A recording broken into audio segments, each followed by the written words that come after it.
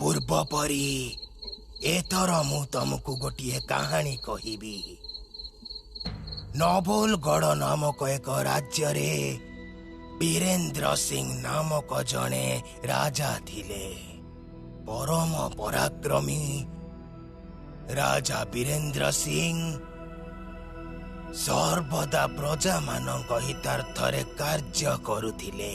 तांकर सुशासन रे राज्यर प्रजा माने सुख शांति रे बास करुथिले। आउ सेति पाई महाराज वीरेंद्र सिंह को प्रजा माने खूब श्रद्धा करुथिले। किंतु महाराज जानिथिले तांकर एई सुशासन पछरे तांकर महामंत्री सोमदत्तଙ୍କ अवदान अपरिसीम। तेणु महाराज बहुत चिंतारे पड़ी गले। कारण मो राज्यर प्रजा माने आज बहुत सुखी। आज से माने सुख शांति रे दिन काटुछंती। आउ आउ ए सब संभव हो पारिछि मोर कुशल मंत्रींकर सहायता पाई। किंतु महामंत्री पे वृद्ध हो गलेनी, असुस्थ हो पड़िलेनी से। महाराज महाराज महामंत्री मृत्यु शଯ୍या रे आपन को मने पकाउचंती महाराज। हाँ हाँ हाँ चलो चलो चलो चलो चलो चलो।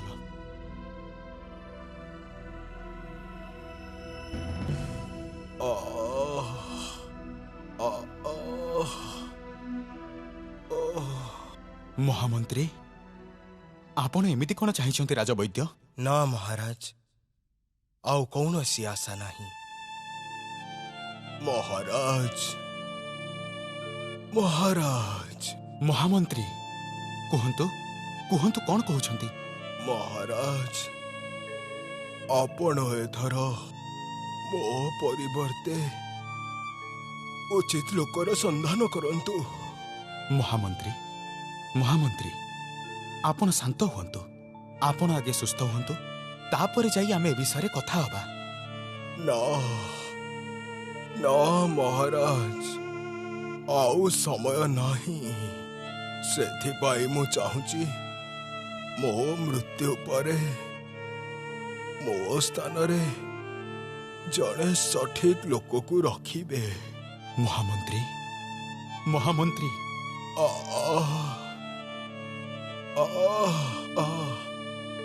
महाराज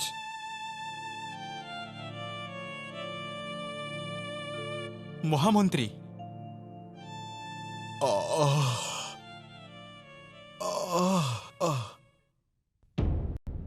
चारि दिगरे ये कि अन्याय सृष्टि हैछि। महामंत्री थिले बोली सुख शांति रे आमे दिन काटुथिलो।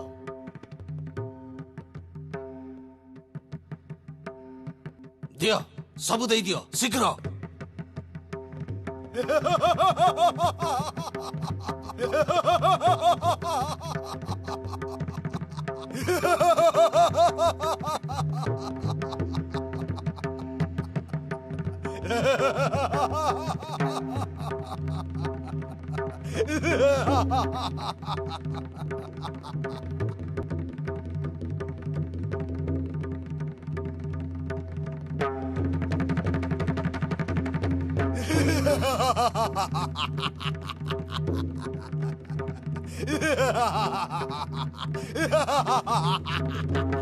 कौन जे करिबी? महामंत्री सोमदत्तଙ୍କ परिवर्ते काहाकु जे मंत्री पदरे बसेइबी जे सठिक भावे शासन कार्य संभाली पारिबो। सुनिछि सेनापति पुत्र हिरण्यबल बहुत प्रतिभाशाली। भाबुछि ताकु थरे डाकी देखिबाकु पड़िबो। महाराज महाराज महाराज चारि दिगरे एक ही अन्याय सृष्टि हैछि। महाराज महामंत्री नाहंती जे। सेईटा तो बड़ चिंतार विषय।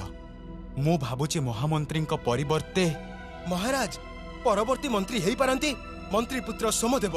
हाँ महाराज, महामंत्री असुस्थतार समय रे तांकर पुओ सोमदेव ही निपुण भावे पितांकर कार्य संभाळिचंती। सेथिपाई मोर मन हुई महाराज सोमदेव ही पद पाई योग्य। ठीक कथा।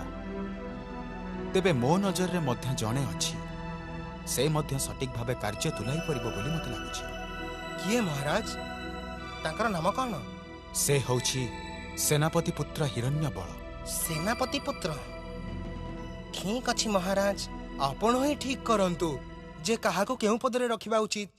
ବଡ଼ ଚିନ୍ତାର ବିଷୟ। କାହାକୁ ଯେ ଯୋଗ୍ୟ ବୋଲି ବିଚାର କରିବି। ସୋମଦେବ ତା ପିତା ଅସୁସ୍ଥ ଅଛନ୍ତି ବୋଲି ମନ୍ତ୍ରୀପଦ ସମ୍ଭାଳିଛି। ଆରପଟେ ସେନାପତି ପୁତ୍ର ହିରଣ୍ୟବଳ ଏହି କାର୍ଯ୍ୟକୁ ନିପୁଣ ଭାବେ ସମ୍ଭାଳିବାର ଯୋଗ୍ୟ।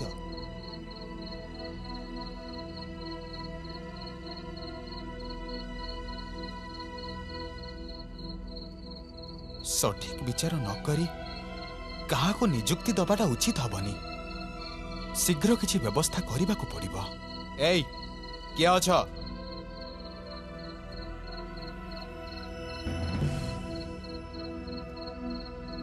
ଆଜ୍ଞା ମହାରାଜ। ଶୁଣ, ମନ୍ତ୍ରୀପୁତ୍ର ସୋମଦେବ ଆଉ ସେନାପତି ପୁତ୍ର ହିରଣ୍ୟବଳଙ୍କୁ ଆସନ୍ତାକାଲି ରାଜସଭା ପାଇଁ ଡକେଇ ପଠାଅ। ଯଥା ଆଜ୍ଞା ମହାରାଜ। ଆସନ୍ତାକାଲି ଜଣାପଡ଼ିଯିବ ଯେ ମନ୍ତ୍ରୀପୁତ୍ର ନା ସେନାପତି ପୁତ୍ର କିଏ ବେଶୀ ଯୋଗ୍ୟ।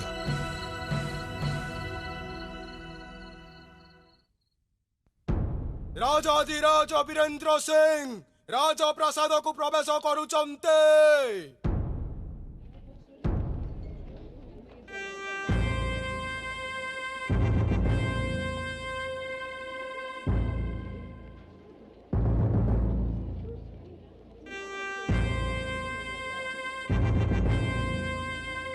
ଆପଣମାନେ ଆସନ ଗ୍ରହଣ କରନ୍ତୁ।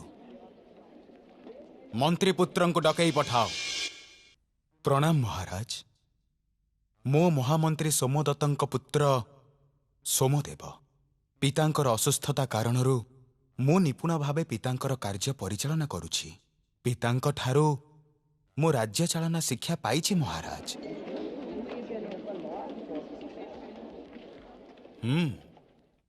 ଏଥର ସେନାପତି ପୁତ୍ରଙ୍କୁ ରାଜସଭାକୁ ଡକେଇ ପଠାଅ। ପ୍ରଣାମ ମହାରାଜ।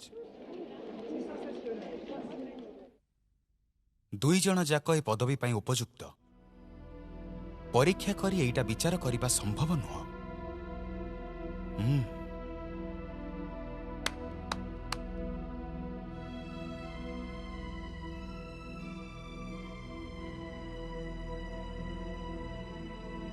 ସୋମଦେବ, ଏଇ ତରବାରୀ ନିଅ। ଶୁଣ, ଦକ୍ଷିଣ ପ୍ରତିବେଶୀ ରାଜା ରଣଧୀଙ୍କୁ ଏଇ ତରବାରୀଟିକୁ ଦବ। ନବଗଡ଼ ରାଜାଙ୍କ ତରଫରୁ ଏଇଟା ତାଙ୍କ ପାଇଁ ଉପହାର। ଯଥା ଆଜ୍ଞା ମହାରାଜ। ଆଉ ସେନାପତି ପୁତ୍ର ହିରଣ୍ୟବଳ, ତୁମେ ଏହି ତରବାରୀକୁ ପୂର୍ବର ପ୍ରତିବେଶୀ ରାଜା ମେଘଦୂତଙ୍କୁ ଦବ। ନବଲଗଡ଼ ରାଜାଙ୍କ ତରଫରୁ ଉପହାର ଇଏ। ଆଜ୍ଞା ମହାରାଜ। ଇଏ କ'ଣ ମହାରାଜ? ଇଏ କି ପ୍ରକାର ପରୀକ୍ଷା କରୁଛନ୍ତି? ହଁ, ମୋର ତ କିଛି ବି ମୁଣ୍ଡରେ ପଶୁନି। ମହାରାଜ ଏମାନଙ୍କୁ ଦୂତ ହିସାବରେ କେମିତି ପଠେଇଲେ?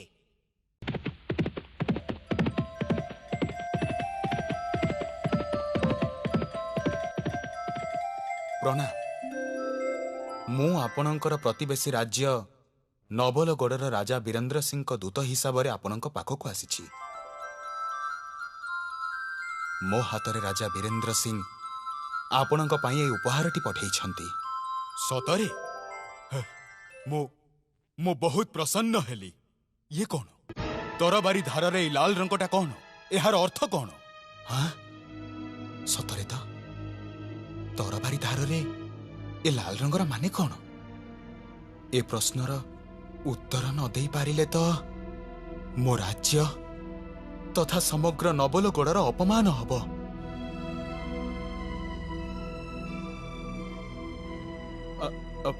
ମହାରାଜ, ଏହାର ଅର୍ଥ ଏଇ ତରବାରୀର ଧାରରେ ଆପଣଙ୍କୁ ହାର ସ୍ୱୀକାର କରିବାକୁ ହବ, ନହେଲେ ଅଯଥାରେ ଏଠି ରକ୍ତ ନଦୀ ବହିଯିବ। ଏତେ ବଡ଼ ଦୁଃସାହସ! ଏଇ ତରବାରୀର ଧାର ସାମ୍ନାରେ ମୁଁ ମଥା ନୁଆଇବି? ତୁମ ରାଜାଙ୍କୁ ଯାଇ କହିଦିଅ ମୁଁ ତାଙ୍କ ବିରୁଦ୍ଧରେ ଯୁଦ୍ଧ ଘୋଷଣା କରୁଛି। ଯାଅ ଯାଅ ଯାଅ, ଚାଲିଯାଅ।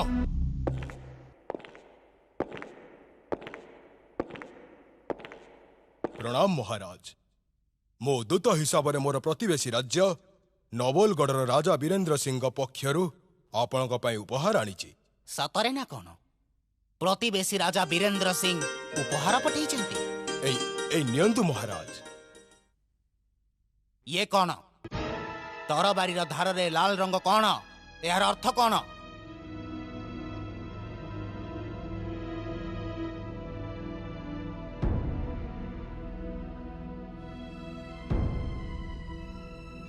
महाराज आमर महाराज वीरेंद्र सिंह आपण प्रति सम्मान रही आई तरबारी मथारे लगी नाली रंग तार प्रमाण दौची जे आमर राजांकर और राज्यर प्रजांकर प्रत्येक रक्तबिंदु आपण मित्रता करने उत्सुक।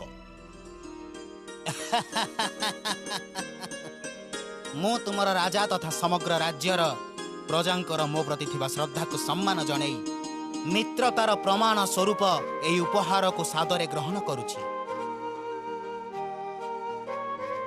महामंत्री नवलगढ़र एई दूतंकु सम्मानर सह सहस्र सैन्य मानक साहाय्य रे तांक राज्य रे पहुंचई दियो आ ता सहित आमर मित्रतार प्रमाण स्वरूप राजा वीरेंद्र सिंह को उपहार प्रदान कर। यथाज्ञा महाराज।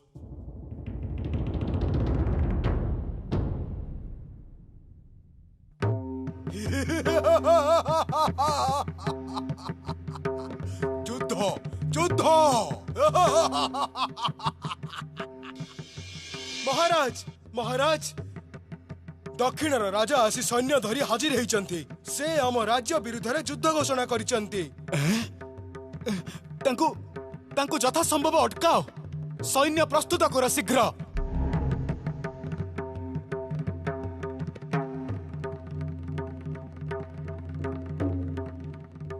वीरेंद्र सिंह आत्मसमर्पण कर नचे तुम राज्य रे रक्तर बन्या बहिब।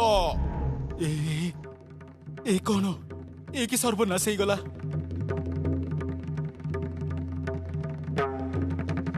एबे कौन हब महाराज? कौन सी प्रस्तुति बिना एमिति हठात आसी आक्रमण कले कौन करा जिवो महाराज?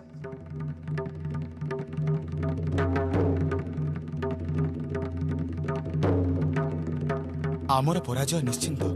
आत्मसमर्पण कर दुष्ट, नहले तुमार निस्तार नहीं।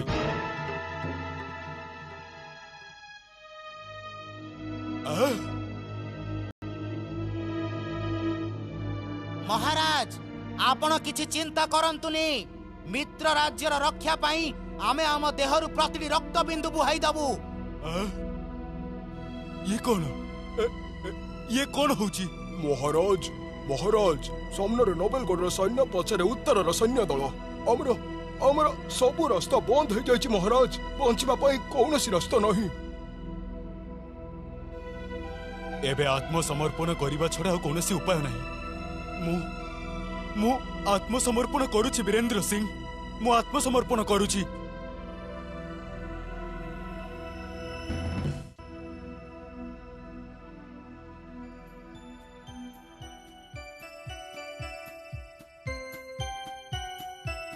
असाधारण बुद्धि हिरण्य बयर। एमितिका तीक्ष्ण बुद्धि आ सामरिक चातुर्यता नथिले ए सब संभव नुह। हाँ ठीक कहिछ। हिरण्यबल तुमर निपुण बुद्धिमत्ता और कौशल पाई आज आमर राज्य रक्षा पाई परिछि। परीक्षा रे तुमे सफल होइछ। तेबे सोमदत्तर उत्तराधिकारी रूपे तुमे ही मंत्री पदर योग्य। तुमे ही हब नवलगढ़र मंत्री। आस आसन ग्रहण कर।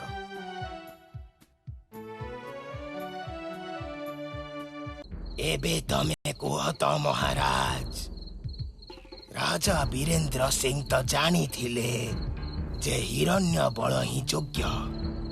तेबे से कौन पाई योग्यतार परीक्षा नेले? राजार सिद्धांत ही जोटी श्रेष्ठ सिद्धांत।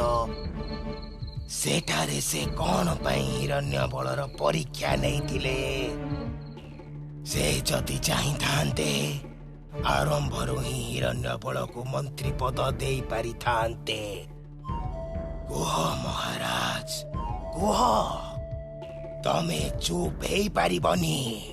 ଉତ୍ତର ଦିଅ, ଉତ୍ତର ଦିଅ ମହାରାଜ, ଉତ୍ତର ଦିଅ। ବେତାଳ ରାଜା ବୀରେନ୍ଦ୍ର ସିଂ ଜାଣିଥିଲେ ସେନାପତି ପୁତ୍ର ହିରଣ୍ୟ ବଳ ହିଁ ମନ୍ତ୍ରୀ ପଦ ପାଇଁ ଯୋଗ୍ୟ, କିନ୍ତୁ ରାଜସଭାର ଅନ୍ୟ ଲୋକମାନେ ସୋମଦେବଙ୍କୁ ହିଁ ପରବର୍ତ୍ତୀ ମନ୍ତ୍ରୀ ଭାବେ ଚାହୁଁଥିଲେ।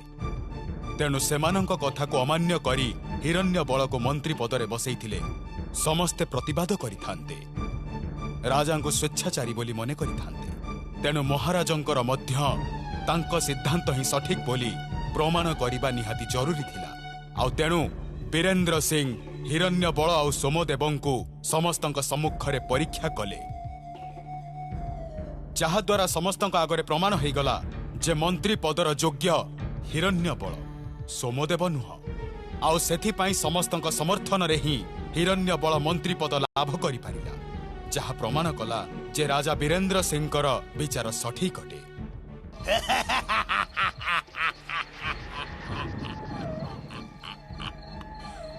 ମହାରାଜ, ତମେ ପୁଣି ସଠିକ ଉତ୍ତର ଦେଇଛ, କିନ୍ତୁ ତମେ ପୁଣି କଥା କହିଦେଲ। ଆଉ ସର୍ତ୍ତ ଅନୁସାରେ ମୁଁ ଏବେ ଚାଲିଲି ମହାରାଜ, ମୁଁ ଚାଲିଲି।